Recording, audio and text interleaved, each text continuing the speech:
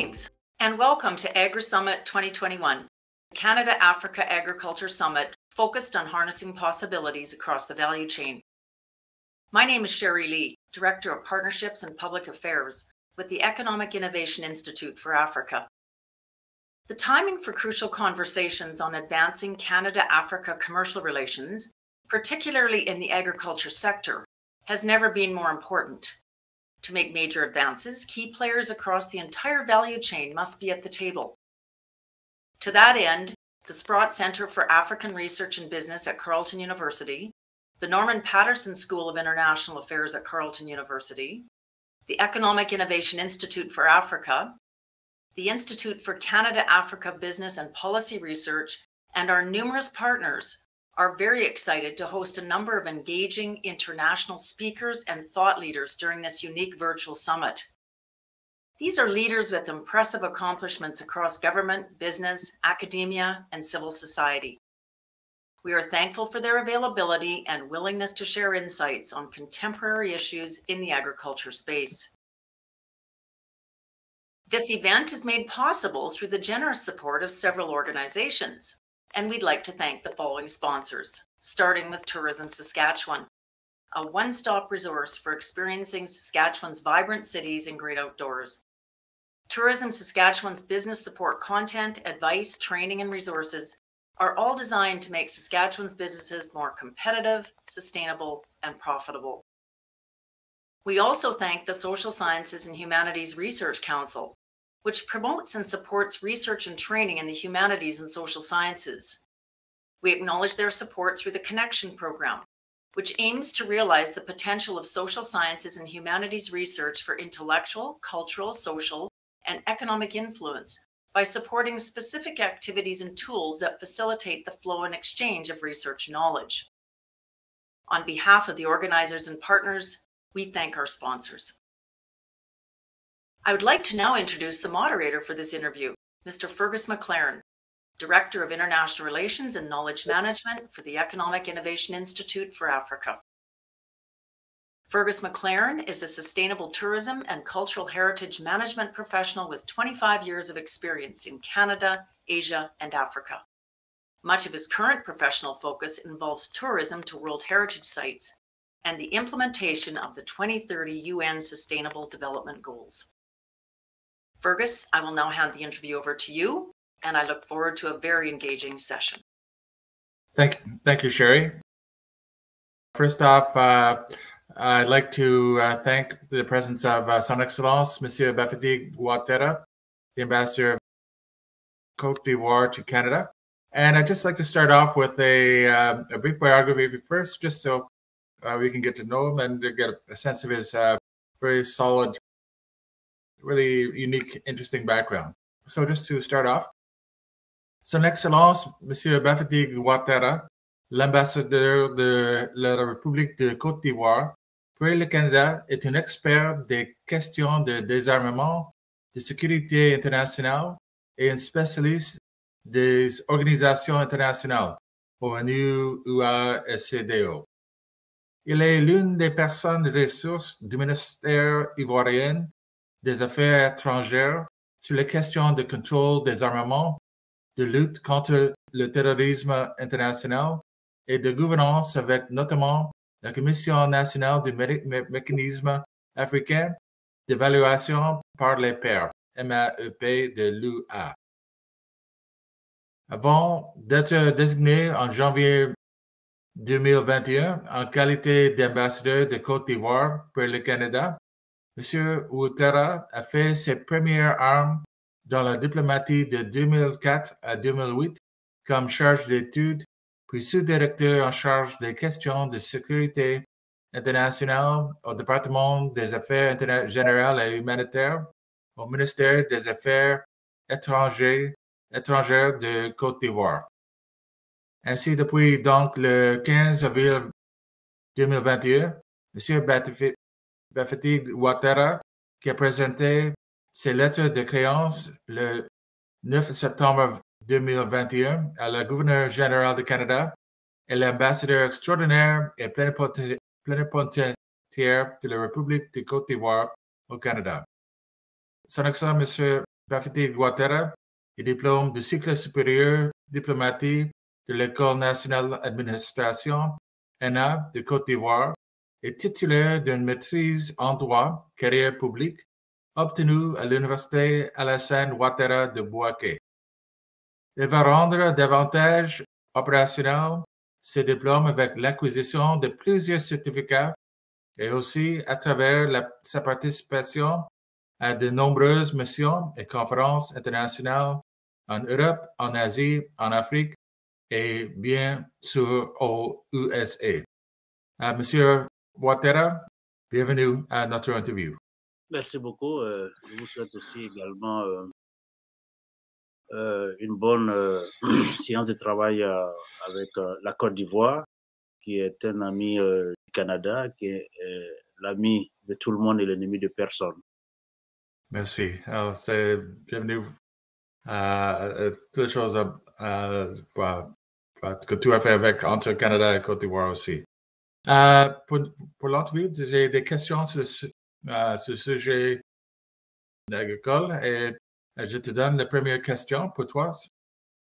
Comment est-ce que Côte d'Ivoire est à faire dans le secteur agricole dans la situation courante?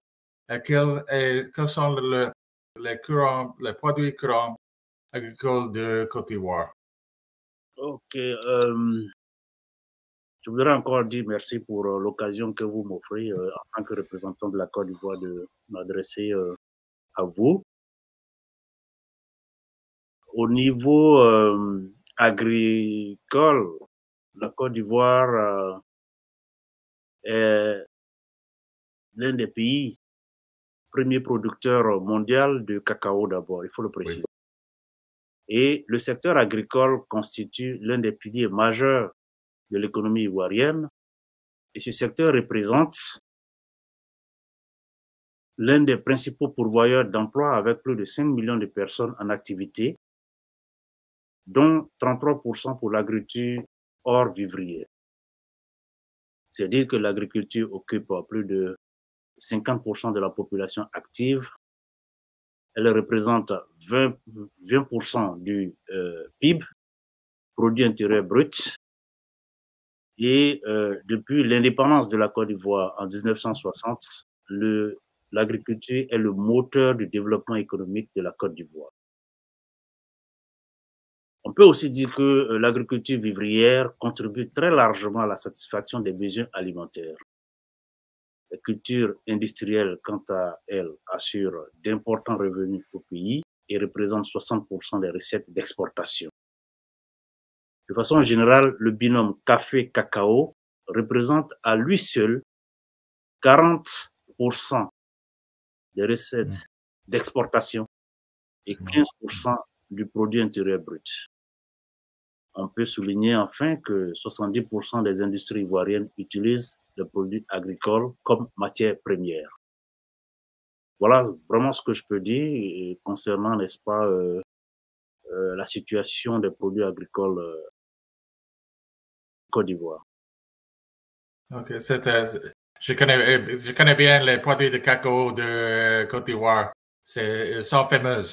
Et c'est un produit très, très important dans le monde pour les saveurs et pour les choses, beaucoup de produits en chocolat. C'est tellement un excellent produit aussi, très important. J'ai pour la prochaine question, quelles sont les relations agricoles entre Canada et Côte d'Ivoire? Qu'est-ce que tu penses de les relations? Ce que je peux dire, avant de répondre à cette question, je voulais vraiment préciser un certain nombre d'éléments qui importent quand on parle de l'agriculture en Côte d'Ivoire. Et en cela, je voulais vraiment le dire en anglais. In cocoa, Côte d'Ivoire is the first world producer in the world. Nous avons 1,7 million tonnes during the campaign 2007-2008. In the field of cola nuts, we are also the first world producer with 260,000 tons during the campaign 2018.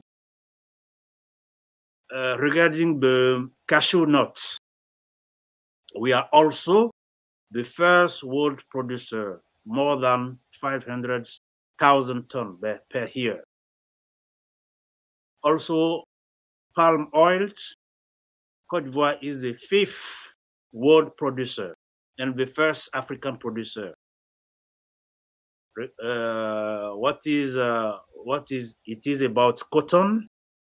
We are the 3rd African producer with about 450,000 tons per year.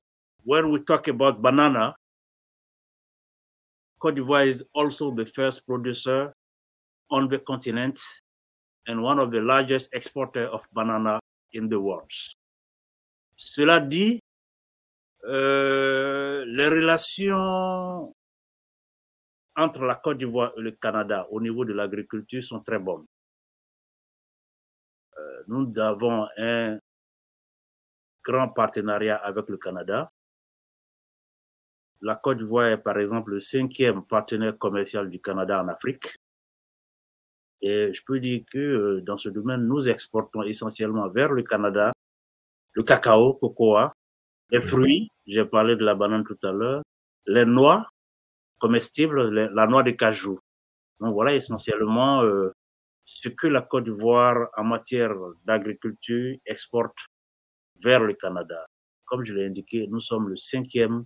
We are the 5th largest trading partner of Canada in Africa. Je pense que c'est avec spécialement le cacao, c'est un grand produit entre les deux pays. Et c'est très important pour quelques fabriquer des produits en chocolat et d'autres choses comme ça. So, je pense que nous avons une bonne relation entre nos deux pays. Pour la prochaine question pour toi, quels sont les problèmes importants dans le secteur d'agriculture du Côte d'Ivoire que tu veux discuter ou juste que donne des dépenses sur le sujet important dans le secteur? Je dois pouvoir dire que sur cette question, l'une des priorités de mon gouvernement, c'est la transformation du secteur de notre économie ivoirienne. Faire en sorte que les matières issues de l'agriculture puissent être transformées localement.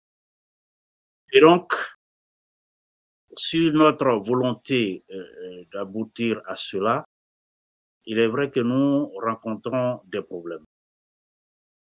Des problèmes dus essentiellement aux effets du changement climatique qui induit aussi une sorte d'inégalité qui débouche sur une exacerbation de la pauvreté. Le lien entre changement climatique, inégalité et pauvreté est un lien qui est fortement établi en Côte d'Ivoire. Pourquoi? Nous avons une agriculture qui est encore extensive avec des techniques agricoles rudimentaires, archaïques. Nous avons des difficultés pour la conservation de nos produits agricoles. Nous avons une faible transformation des produits agricoles ivoiriens, de sorte que nous assistons, n'est-ce pas, à la chute du prix des matières premières agricoles sur le marché mondial. Les pays africains, et notamment la Côte d'Ivoire, nous avons la difficulté de produire une matière et de ne pas être ceux-là même qui fixent les prix. Nous produisons le cacao, mais le prix d'achat du cacao sur le marché international est déterminé par ceux qui achètent. On assiste à une inversion. Donc, ça, c'est des situations qui affectent le secteur agricole, d'autant plus qu'il participe à la pauvreté des paysans, ceux-là même qui produisent les produits, qui produisent le cacao, qui produisent la banane, qui produisent des noix de cajou. Comme problème qui affecte l'agriculture ivoirienne, nous avons le vieillissement des exploitations agricoles. Nous avons des maladies des vergers, surtout une maladie qu'on appelle le swollen short, qui attaque les plantations. Comme je le disais tantôt, le changement climatique avec les aléas, la Côte d'Ivoire est passée de 15 millions d'hectares de forêt à aujourd'hui moins de 5 millions en moins de 20 ans. Il va sans dire que ces populations qui vivaient de l'agriculture n'ont plus aujourd'hui des terres pour s'adonner à leur activité et cela ne va pas sans créer des crises au niveau du foncier. Cela crée un enclavement de certaines régions agricoles rendant difficile l'écoulement des produits. Il y a des questions d'encadrement des filières agricoles qui se posent. On a des problèmes de détournement de fonds. Bref, comme je le disais, les changements climatiques qui entraînent une réduction de l'espace dédié à l'agriculture créent une sécheresse qui appauvrit les populations. L'espace d'agriculture qui se réduit crée des conflits fonciers, des troubles sociopolitiques qui, on le sait, entravent le développement de ces régions, entravent le développement, on va dire, de la Côte d'Ivoire, étant entendu que, comme je l'ai indiqué tantôt, l'agriculture représente 20% de notre économie. Voilà un peu, grosso modo, ce que je peux dire des difficultés que nous rencontrons, n'est-ce pas, lorsqu'il s'agit, n'est-ce pas, de débattre du secteur agricole ivoirien. Tu as dit beaucoup de problèmes importants pour le pays, spécialement que tu as dit avec le changement climatique, avec les choses, le problème de moins d'eau, mais aussi le problème avec le sable, le sol agricole qui ne marche pas bien parce qu'il y a des problèmes avec moins d'eau, des autres choses. Et je sais, oui, c'est ça.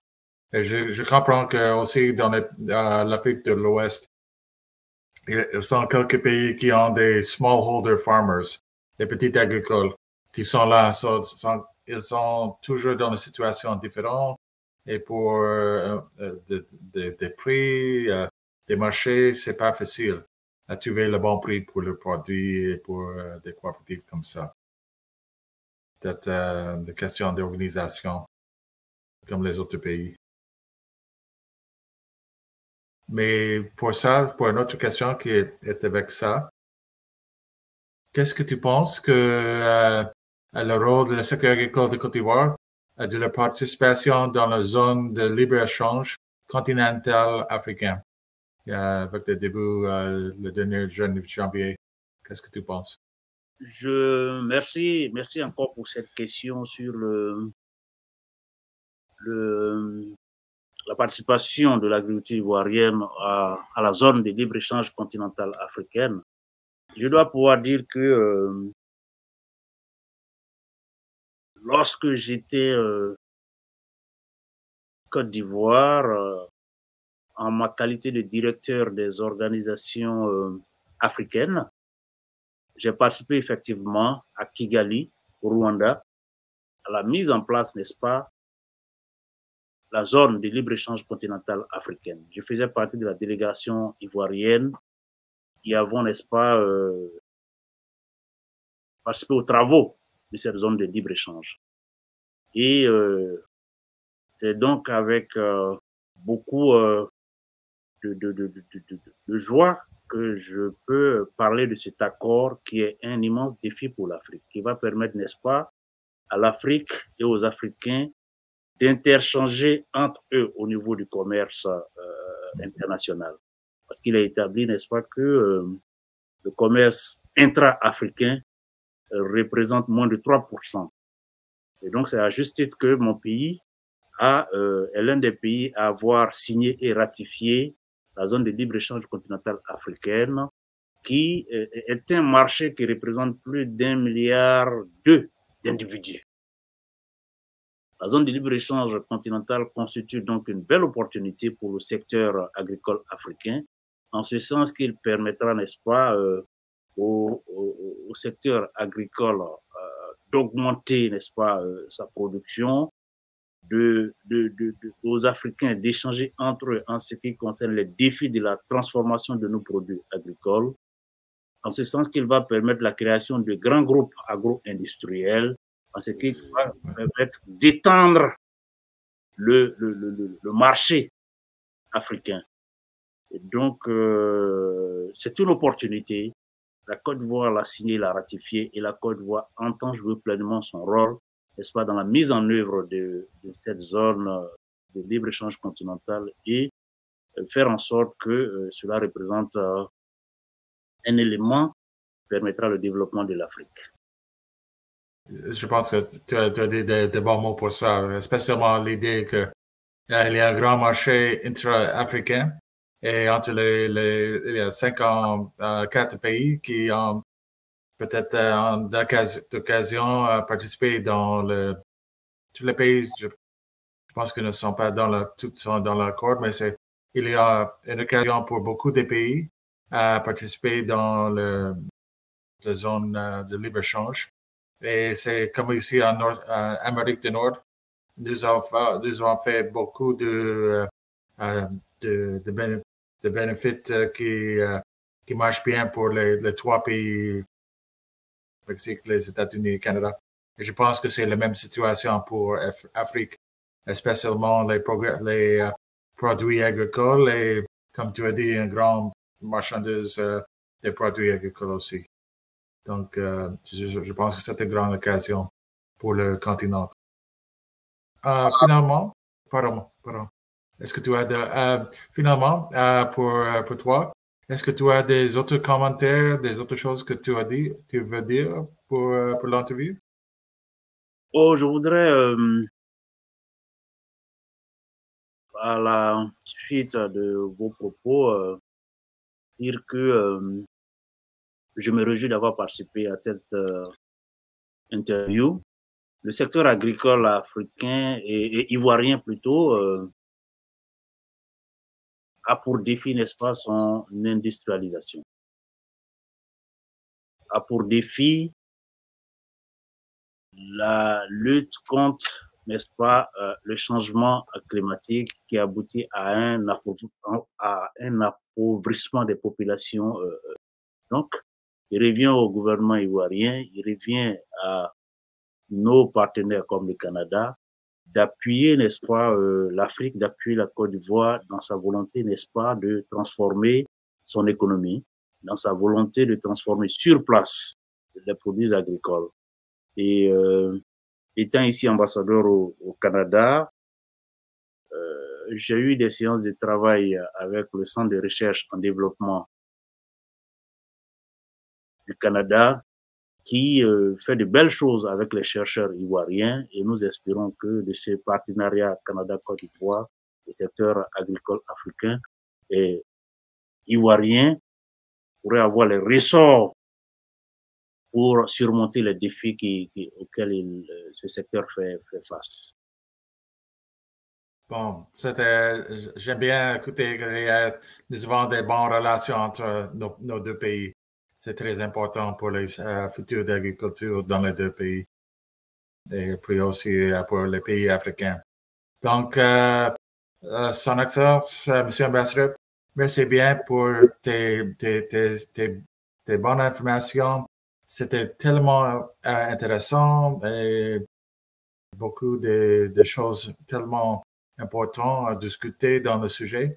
Donc, merci beaucoup pour votre participation aujourd'hui et bonne chance dans le secteur et ici en Canada aussi. Merci beaucoup, Fergus, et je voudrais remercier les uns et les autres pour avoir donné l'opportunité à la Côte d'Ivoire, n'est-ce pas, de participer à cette interview. Et merci.